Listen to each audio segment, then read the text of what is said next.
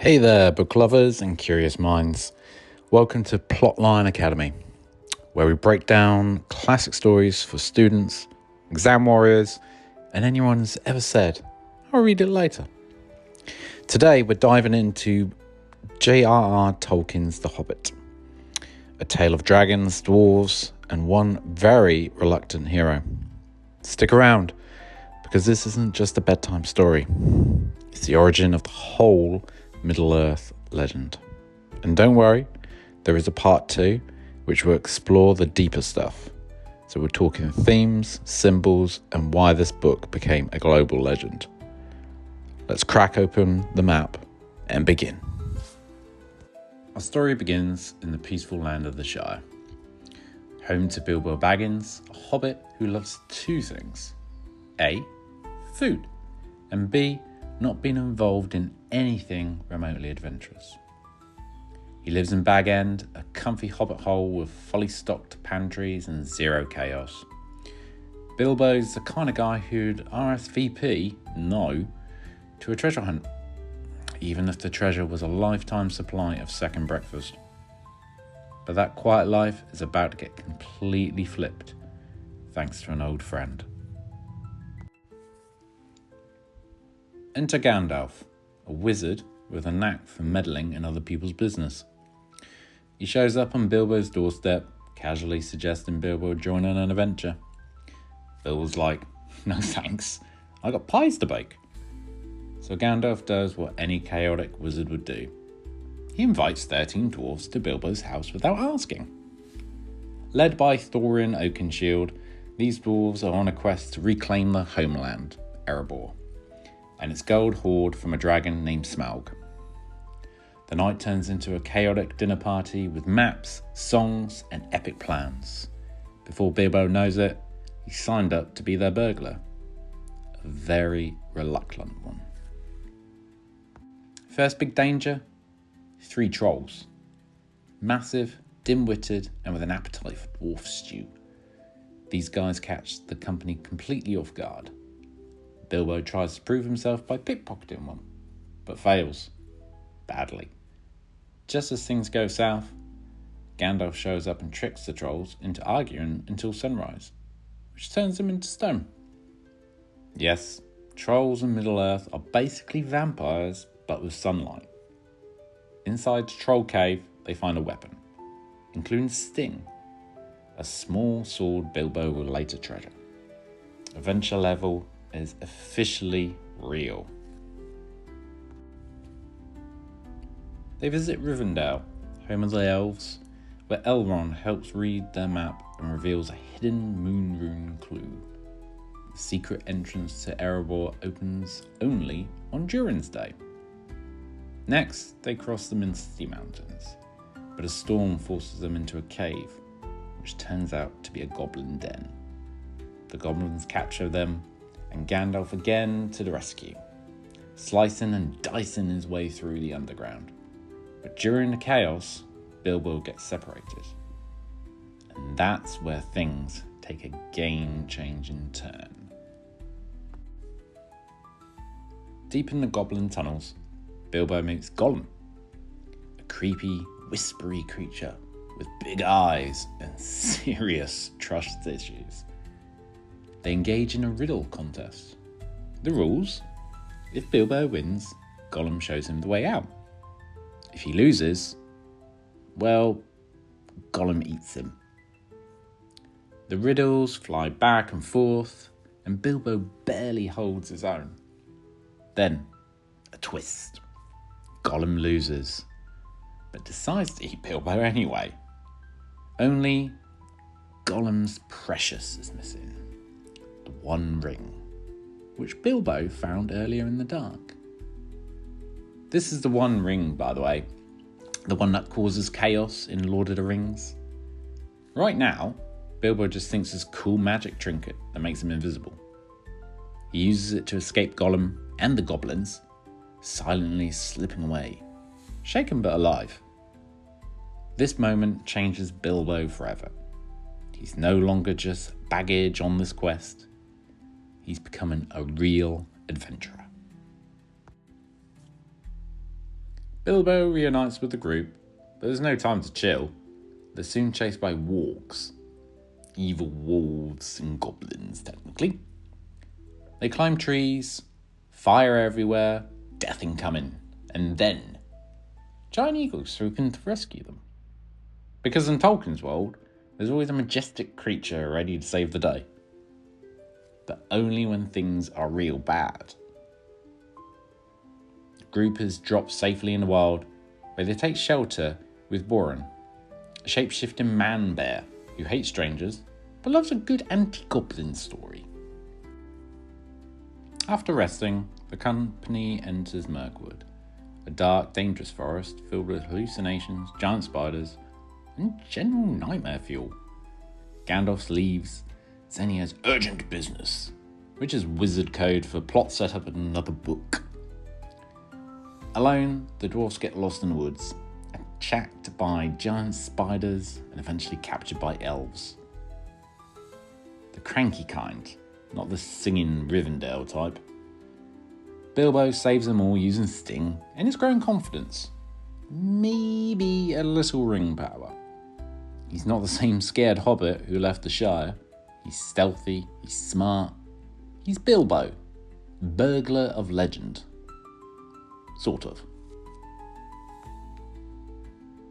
The dwarves are locked in Tranduil's woodland elf Paris. That's Legolas's dad, by the way. Yes, that Legolas. Bilbo stays invisible, sneaks around, undetected for weeks, stealing food and figuring out a plan. Eventually, he hides the dwarves in empty barrels and floats them down the river to Lake Town. It's brilliant, it's messy, it's cold and wet, but it works. The group arrive in Escorath, a human town near Erebor, where they're treated like celebrities. Dragon Slayer vibes already, even though the dragon bit is still to come. With the help of the Lake Town people, they head towards a lonely mountain. There it stands, massive, foreboding, echoing with the breath of Smaug. The company sets up camp and begins the search for the secret entrance, hoping Durin's day will arrive soon, and with it, their shot at reclaiming Erebor. Bilbo is chosen, again, to go in first. Why? Because when you survive trolls, goblins, golem, spiders, and elf prisons, you kind of earn your burglar badge. But the dragon sleeps. For now. Durin's day arrives. A secret entrance reveals itself, and Bilbo is volunteered to go in alone. Again. He slips through the dark, echoing tunnels of Erebor, heart pounding like a war drum. Then he sees it. Smaug, a colossal red gold dragon sleeping atop a mountain of treasure.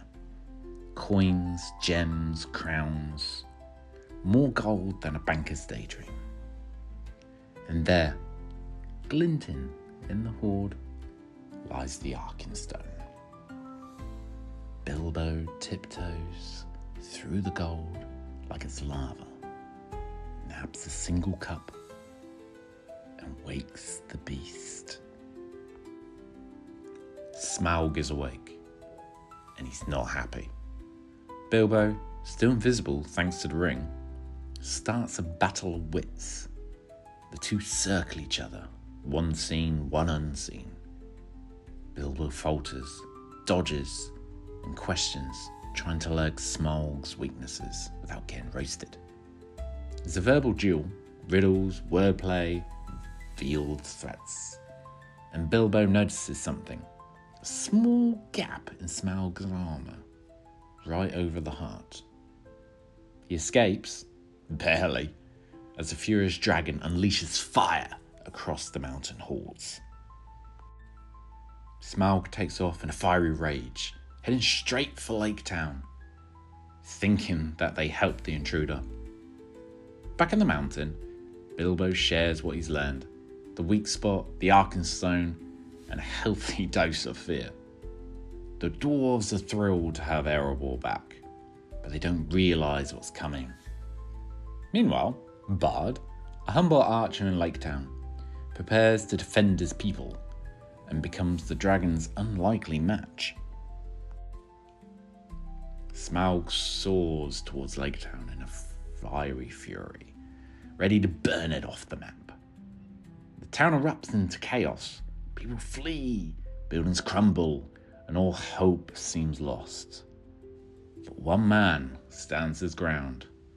Bard, a local bowman with serious main character energy. With his last black arrow and a little intel from Bilbo, remember that weak spot? Bard lands a shot of a lifetime, straight into Smaug's heart. Boom! The dragon falls. Town burns, but the people survive, and Bard becomes a legend overnight. Back at the Lonely Mountain, the dwarves get the news. Smaug is dead. Erebor is theirs. Cue the celebrations, right? Not quite. Thorin claims the throne and becomes obsessed with the treasure, especially the Arkenstone.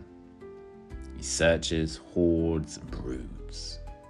It's not just gold fever, it's dragon sickness. A kind of greed that poisons the mind. Bilbo's uneasy. This isn't the Thorin he followed. This is something darker. Word spreads fast. Smaug's hold is up for grabs. Everyone wants a piece. The survivors of Lake Town, led by Bard, come seeking aid and restitution. After all, it was Thorin's quest that stirred the dragon in the first place. The woodland elves arrive too, claiming ancient debts. But Thorin shuts the gates, calls for reinforcements, and refuses to share a single coin. Inside the mountain, the treasure becomes a prison. Outside, an army is forming. Bilbo sees the writing on the wall. Thorin finds out, and he's furious. To him, Bilbo's no longer a friend. He's a traitor. But even now, Thorin refuses to yield. His cousin Dain is arriving with more dwarves. He's ready for war. And so are the men and elves outside. The stage is set. And then, plot twist! Goblins and wargs attack. Old enemies with new fury. Suddenly, the humans, elves, and dwarves unite against this common threat. It's chaotic, brutal, and cinematic gold. Welcome to the Battle of the Five Armies. Thorin finally snaps out of his madness, joins the fray, and fights like a dwarf king he was meant to be. But bravery has its price. Thorin is mortally wounded. On his deathbed, he makes peace with Bilbo, delivering one of the most powerful lines in the book. Something like, "If more people valued home above hoarded gold, the world would be a merrier place." The Mountain Kingdom is restored, but Bilbo doesn't stick around for the glory. He declines riches, returns home with just a small share, and finds that he's been declared dead. Classic. His home's up for auction. His stuff's being sold, and no one really believes his wild adventure. But Bilbo, he's changed. Forever. He's no longer just the Baggins of Bag End. He's a burglar who hopes slay a dragon, survive a war, and outsmart trolls, goblins, and elves alike. And that's part one of our journey through The Hobbit. From comfy Hobbit hole to dragon slaying chaos and back again. But we're not done yet. See, in part two, we'll dig into the deeper themes. Heroism, greed, friendship, and the iconic Tolkien magic that shaped fantasy forever. So if you enjoyed this trip through Middle-earth, don't forget to hit the subscribe button, drop a comment on your favourite Bilbo moment, and share with a fellow Tolkien fan. Plotline Academy's just getting started. See you in the next video.